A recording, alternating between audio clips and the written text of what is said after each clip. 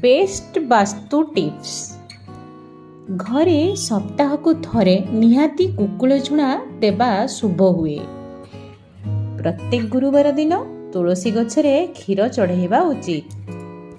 तावारे रुटी करिबा पूर्वरु क्षीरर छिटा मारिबा शुभ माना जाए। प्रथम रुटी गोमाता को देबा पई रखंतु।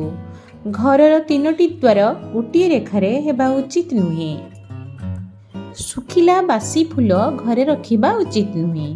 संत महात्मा को आशीर्वाद देउथिबा फोटो बैठक लगांतु। घरे भंगारुजा और अनावश्यक जिनिस किछि रखंतु नाही।